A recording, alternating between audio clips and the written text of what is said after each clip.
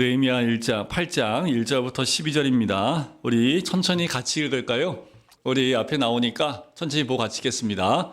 이스라엘 자손이 자기들의 성읍에 거주하였더니 일곱째 날에 이르러 모든 백성이 일제히 수문 앞 광장에 모여 학사 에스라에게 여호와께서 이스라엘에게 명령하신 모세의 율법책을 가져오기를 청하매 일곱째 달 초하루에 제사장 에스라가 율법책을 가지고 회중 앞 곧 남자나 여자나 알아들 만한 모든 사람 앞에 이르러 앞에 광장에서 새벽부터 정오까지 남자나 여자나 알아들을 만한 모든 사람 앞에서 읽음에 그 백성이 그 율법책에 귀를 기울였는데 그때에 학사 에스라가 특별히 지은 나무 강단에 서고 그의 곁 오른쪽에 선 자는 마띠다와 스마와 아나야와 우리야와 힐기야와 마아세야요 그의 왼쪽에 선 자는 부다야와 미사엘과 말기야와 하숨과 하스바다니와 스가랴와 무슬람이라.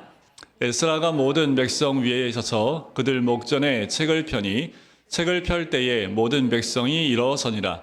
에스라가 위대하신 하나님 여호와를 송축하며 모든 백성이 손을 들고 아멘 아멘 하고 응답하고 몸을 굽혀 얼굴을 땅에 대고 여호와께 경배하니라. 예수아와 바니와 세레랴와 야민과 악국과 사브나와 오디야와 마아세야와 그리다와 아사랴와 요사밧과 하난과 블라야와 레위 사람들은 백성이 제자리에 서 있는 동안 그들에게 율법을 깨닫게 하였는데 하나님의 율법책을 낭독하고 그 뜻을 해석하여 백성에게 그 낭독하는 것을 다 깨닫게 하니 백성이 율법의 말씀을 듣고 다 우는지라. 총독 느헤미야와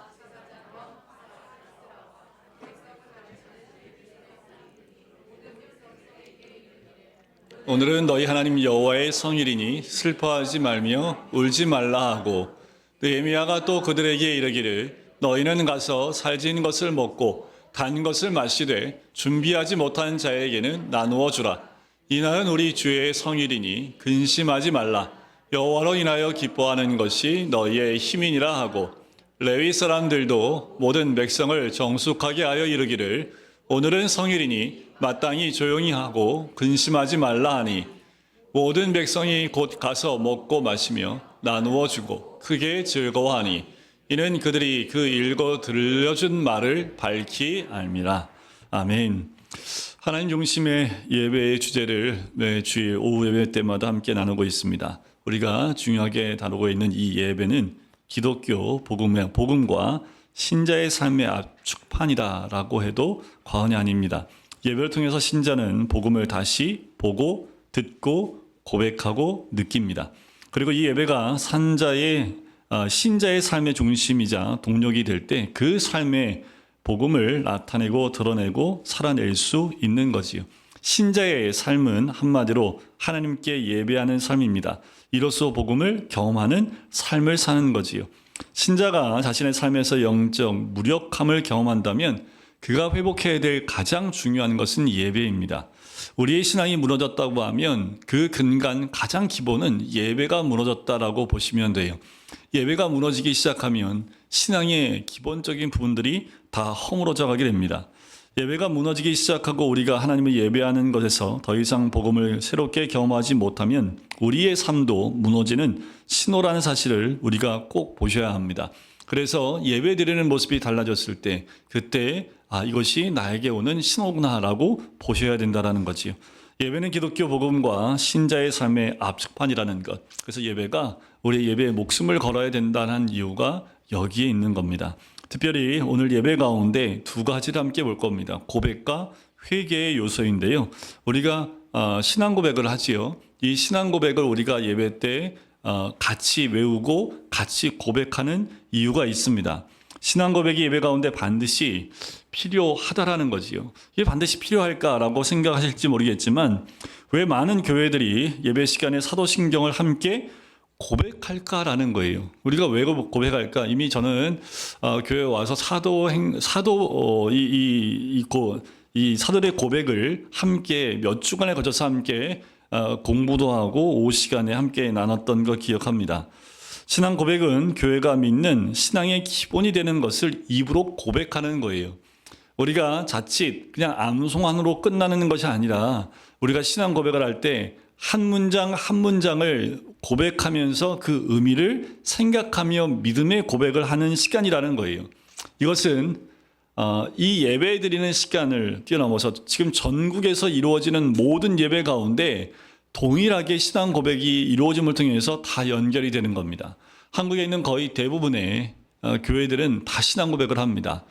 이 사도신경을 통해서 고백함을 통해서 우리의 신앙이 동시에 고백되는 거예요. 이건 굉장한 힘이 있습니다. 우리가 보통 11시나 11시 반에 예배를 드리지요. 이때 전국적인 모든 교회가 신앙 고백을 함께 선포한다는 것은 이 땅 가운데 우리의 신앙을 입술로 고백하며 선포한다는 그 의미가 있는 겁니다.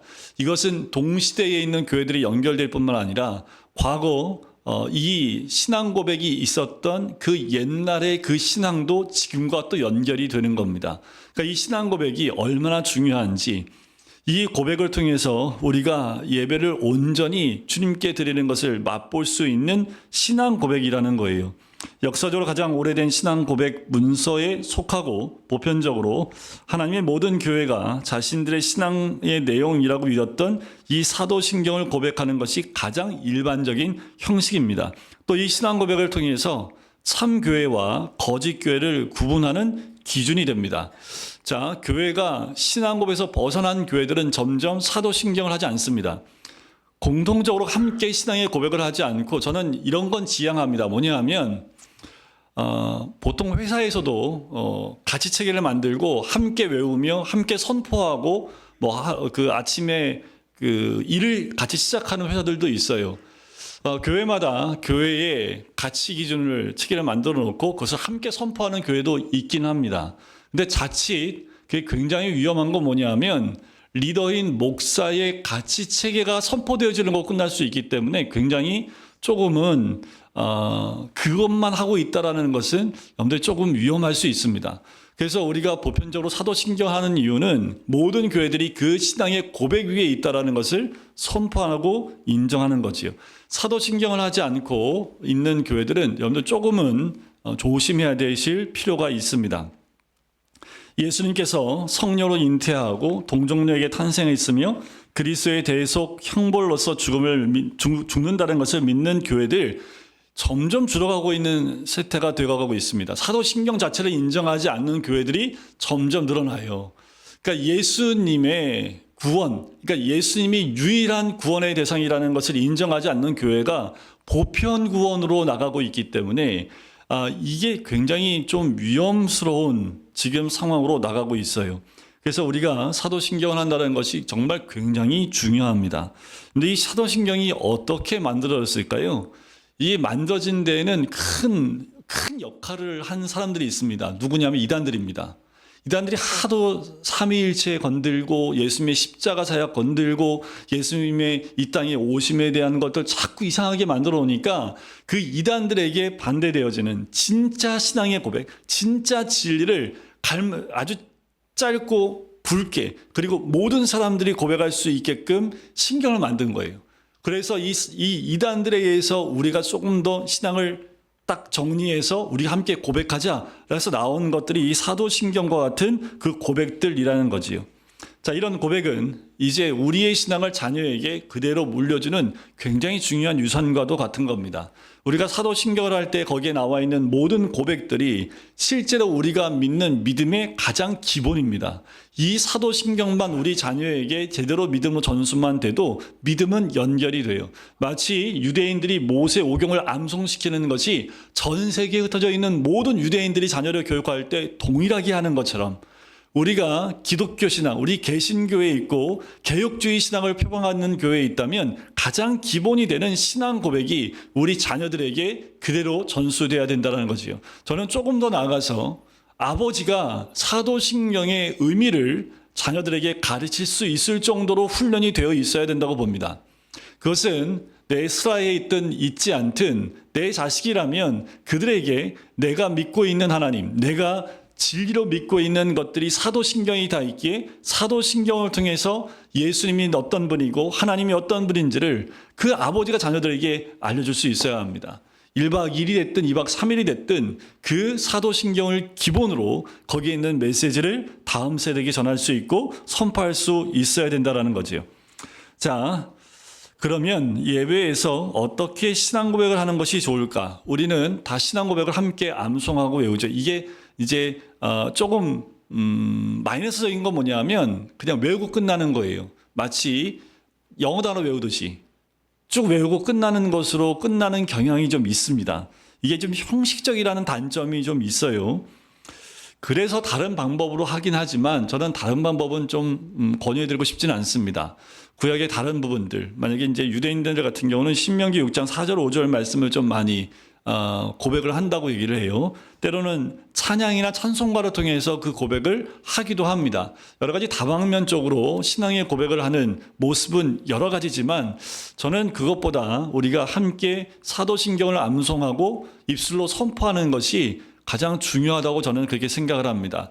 때로는 저희가 그 의미가 뭔지를 또 한 번씩은 점검해 보는 것도 중요하지요. 그래서 조만간에 또 한 번 다시 우리 사도신경과 주기도문을 한 번 더, 한 번 다시 공부하는 시간을 가져보려고 합니다.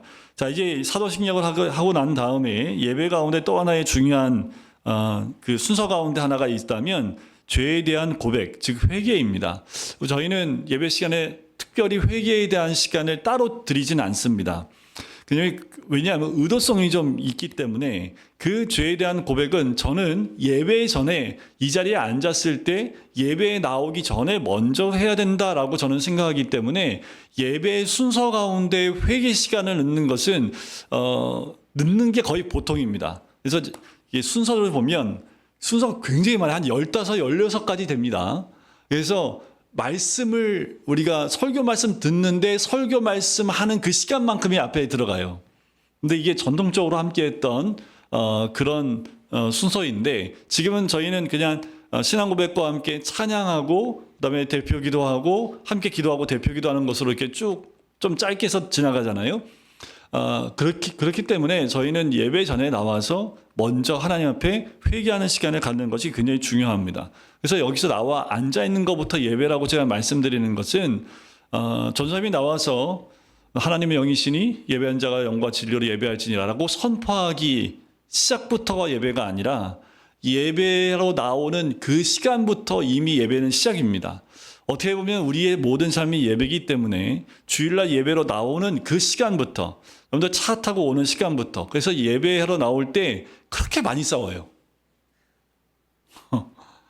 저 차는 왜 하필이면 이 앞에? 오늘따라 저는 오토바이가 왜 1차선을 계속 달리는지는 이해가 안 갑니다. 그냥 1차선 가는데 그 속도를 좀 내고 가면 1차선은요, 이렇게 추월차선이잖아요, 보통. 근데 오토바이가 천천히 가는데 1차선은 그냥 정속도로 계속 가요. 그러면 전당 갔다 지옥 갔다 막 오르락내리락 저거 빨리 안 비키나 빵거리면 또 싸움 날까 빵도 못 하겠고 잘못해갖고 또 수사고 나면은 다 또 그렇잖아요. 꼭 주일날 교회 올 때 그런 거 이렇게 많이 경험하시게 될 수 있는데 여러분들 사단이 우리의 마음을 주님께 집중하지 못하게 하기 위해서 딱 교회에 도착하는 순간까지 오르락내리락하게 만드는 거지요. 또 차 타고 올 때 그렇게 또 이렇게 가족 부부끼리 다 금슬 좋다가 교회 올 때만 이렇게 부딪히는 사건들이 많은지. 네, 예배드리지 못하도록 마음을 그렇게 사이가 일주일 동안 좋은데 꼭 주일날 아침만 그렇게 틀어져요. 이상하게. 네, 당연하지요. 여러분 예배 나오는데 예배 집중하지 못하게 하는 것들이 당연히 있습니다. 그러니 여러분들 교회로 나오는 그 순간부터 예배고요. 딱 예배당에 들어와서 앉는 순간부터가 주님 만나는 시간입니다. 다른 거 보지 마세요. 왔어? 아이고 그랬어. 왔어. 그건 제가 할게요. 누가 왔는지 저 뒤에서 다 체크하고 있기 때문에 또 이영진 권사님도 추석보 체크하기 때문에 체크하는 거고 왔으면 하나님 만나야지. 하나님 만나가다가 왔어. 그리고 아유 하나님 왔어. 아이고 하나님 이러지 마시고 딱 예배 시간에 좀 일찍 와서 앉아 있으면 오로지 하나님 만나는 시간으로 집중하셔야 합니다. 그 시간에 그렇게 집중해야 우리 애들이요 떠들다가도 안 떠들어요. 근데 애들이 떠드니까 거기에 우리 어른들이 같이 맞장구 쳐주잖아요. 애들 계속 떠듭니다. 그러니까 우리 아이들이 부모의 또 우리 어른들이 예배하는 그 모습을 통해서 아이들이 배울 수 있는 겁니다. 그게 신앙의 전수거든요. 자, 나와서 어떤 기도를 드려요? 하나님 존전 앞에서 내가 주를 만나기 위해 준비하는 정결케 되어지는 시간이라고 보시면 돼요. 그래서 예배에 늦게 나오는 건 죄입니다. 제가 근데 어쩔 수 없이 늦게 나오시는 거 괜찮아요. 근데 일찍 나올 수 있는데, 네. 그런 거에 대해 또 어쩌다가 한 번은 그것도 괜찮은 건 아니고 괜찮아요. 그래도. 근데 반복적으로 습관적으로 하는 건 그건 죄입니다. 나올 수 있어요. 그런데 습관적으로 늦게 나오고 천천히 나오고 준비하지 못한 예배로 나오는 거는 여러분들 하나님 앞에서 회개하고 돌이켜야 될 부분입니다. 우리가 예배에 대해서 지금 얘기를 하고 있는데 예배가 하나님 중심으로 다시 한번 집중하는 시간을 가지셔야 돼요. 어떤 것도 어떤 시간도 그냥 보낼 수 있는 시간이 없습니다. 그래서 여기에 딱 앉아 계시면 오로지 하나님 만나는 시간으로 집중해 가야 돼요. 그래서 반주자가 반주를 집중할 수 있도록 하는 거예요. 그래서 반주를 이렇게 하고 있으면 그 음악을 들으면서 하나님께 집중하시라고 그 시간들을 드리는 거지요. 자, 그 시간에 죄에 대한 고백을 하는 거지요.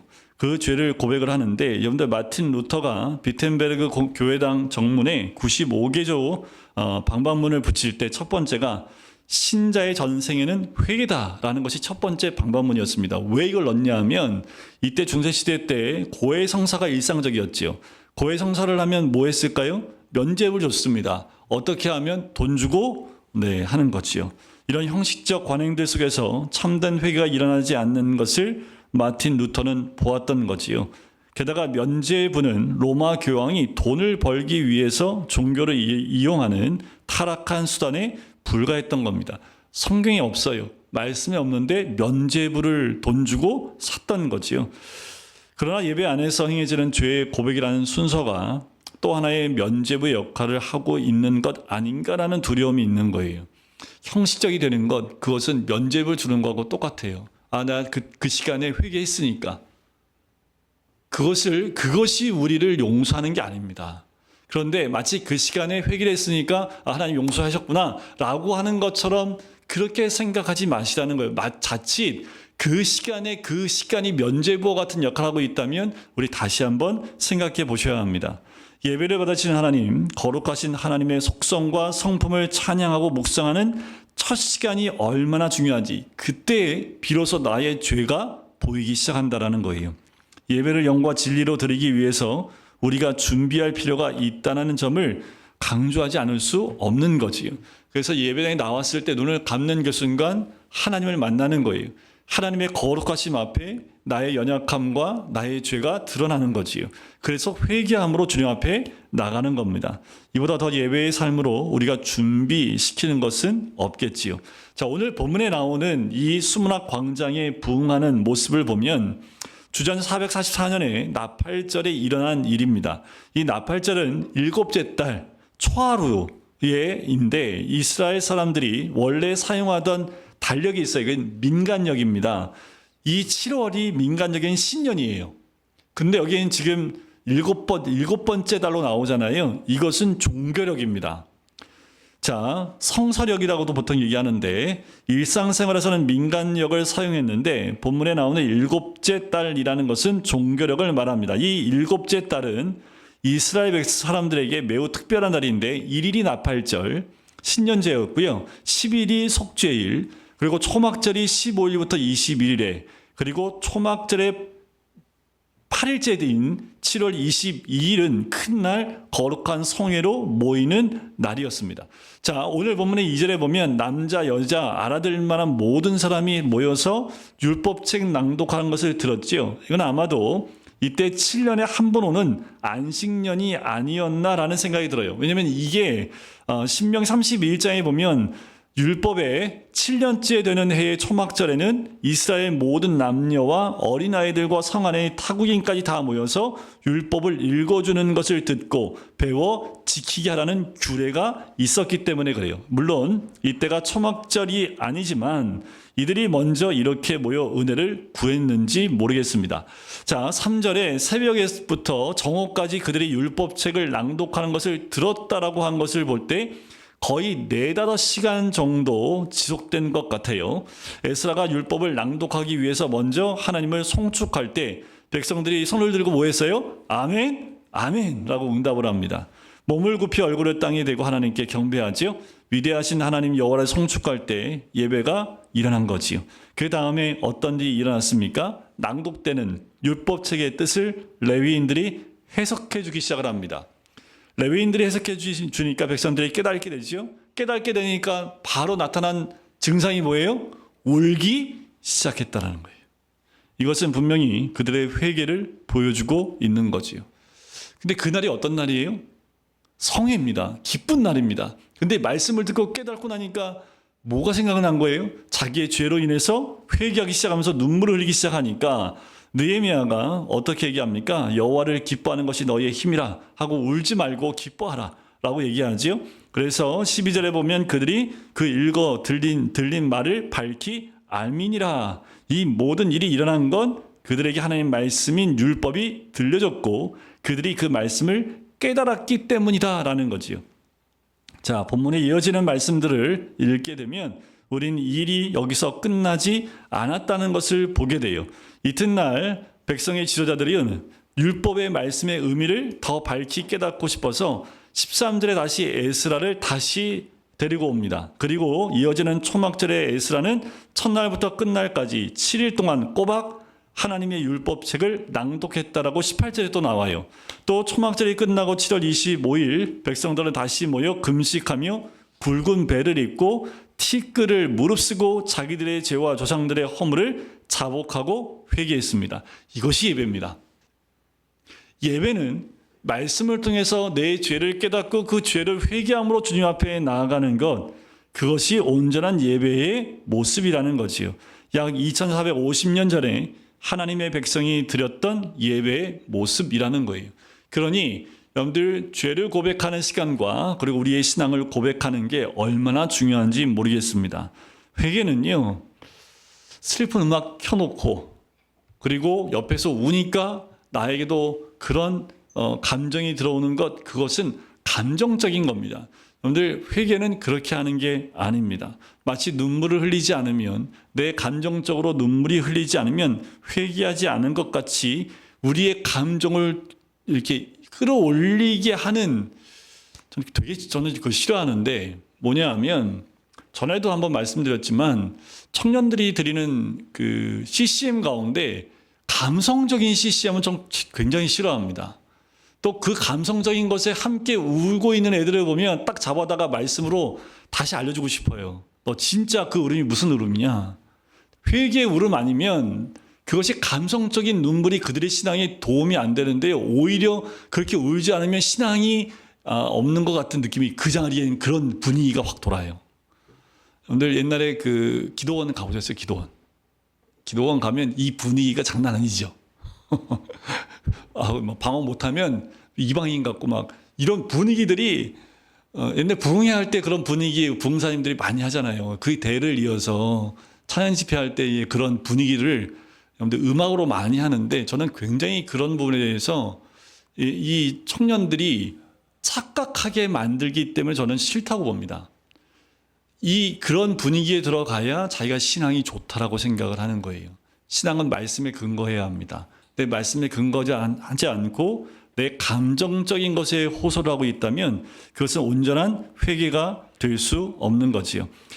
데이빗 브레이너드의 일기에 보면, 내가 공개적으로 그러나 심하지 않은 말로 울지 말라고 했는데도 많은 사람들이 눈물을 흘리고 있었다.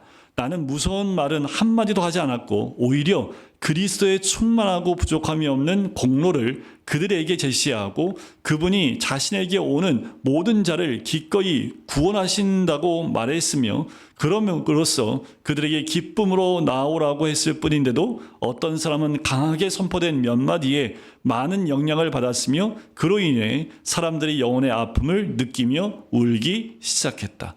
회개는요, 주의 말씀이 선포되어질 때 그 말씀에 의해서 자기의 죄와 또 하나님의 역사하심을 경험하는 거지요. 그것은 감정적으로 되는 것이 아니라는 거예요. 참된 회개는 하나님 말씀을 통하여 거룩하신 하나님을 대면하게 될 때 성령님께서 우리의 심령 안에 행하시는 신적인 역사, 그것이 바로 회개의 모습입니다. 회개는 죄의 지적만으로는 또 일어나지는 않는 겁니다. 제리 브리지스라는 분은 하나님의 선하심에 대한 확신이 없이는 회개할 수 없다라고 얘기를 해요. 존 파이퍼 목사님은 회개를 이렇게 설명합니다. 내가 주장하고 싶은 것은 죄에 대한 뉘우침으로 시작되는 철저한 순종의 강력하고 고통스러운 행동은 하나님 안에 있는 즐거움을 깨닫고 맛보는 데서 유발되어야 한다는 것입니다. 울음과 통회가 참되고 복음적이려면 단지 고통의 위협에 대한 두려움이 아니라 하나님 안에서 기뻐하는 삶을 살지 못하는 데 대한 아픈 가슴에서 나오는 것이어야 합니다. 자신이 거룩하지 못한 것 때문에 울기 위해서는 거룩을 하나님에 대한 소중한 경험과 묵상으로 갈망해야 합니다. 사람들이 하나님의 영광에 이르지 못한 것을 진정으로 슬퍼하게 하려면 하나님의 영광 안에 있는 기쁨을 전해야 합니다.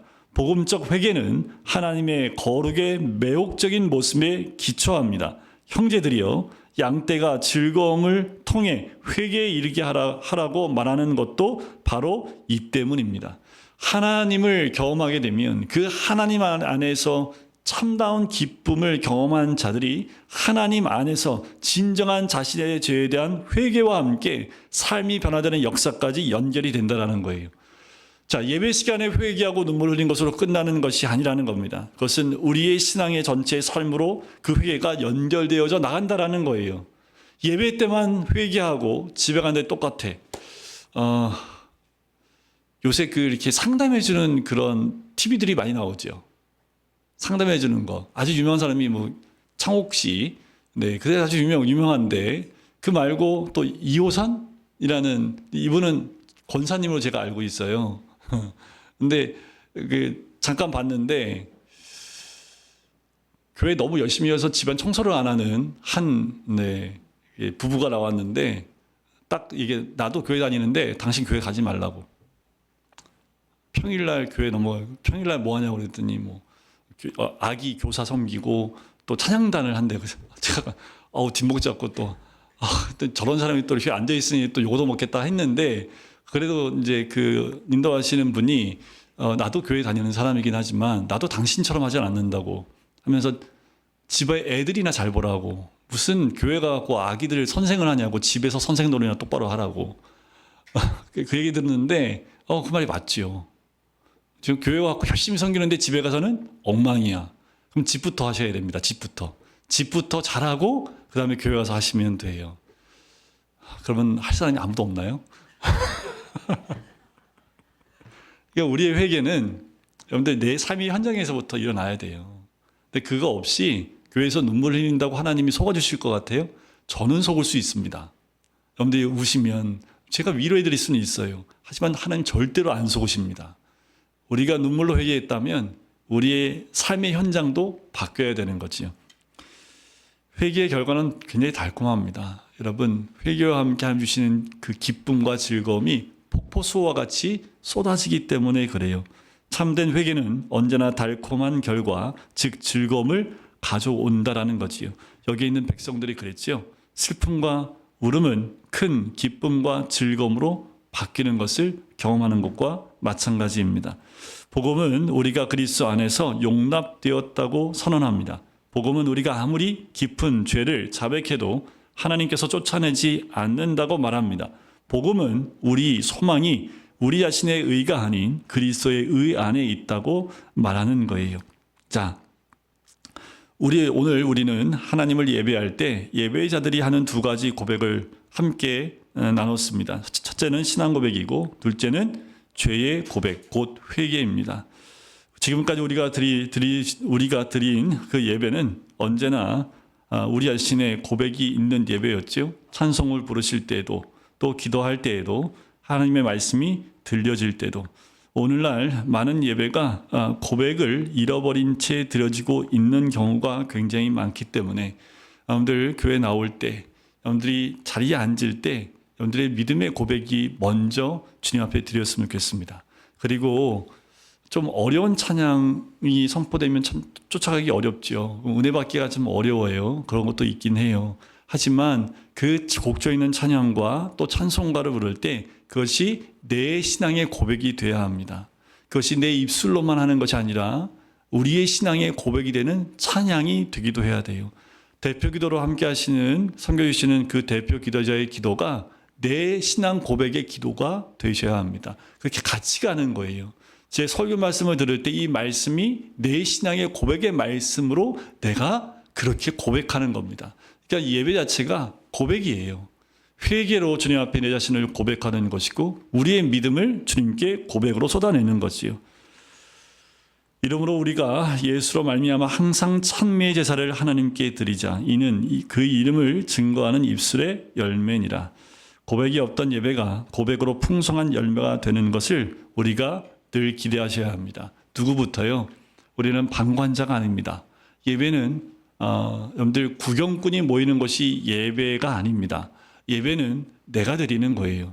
내가 주님을 만나는 그 시간이 예배입니다. 우리 한 사람 한 사람이 주를 만날 때 주를 만난 모든 사람이 모이는 이 장소가 하나님의 역사를 경험하는 장소가 되는 거지요.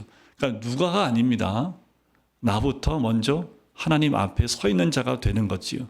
그렇게 한 명 한 명이 주를 만나고 주님 앞에 서 있을 때 그 만남을 통해서 주변에 있는 많은 사람들이 함께 그 만남의 고백과 또 동행하는 은혜를 누리게 될 줄 믿습니다. 이번 한 주간 여러분들 광야 같은 인생 가운데 여러분들 구름 기둥과 불 기둥을 잘 따라가시면서 주님 주신 물 잘 마시고요.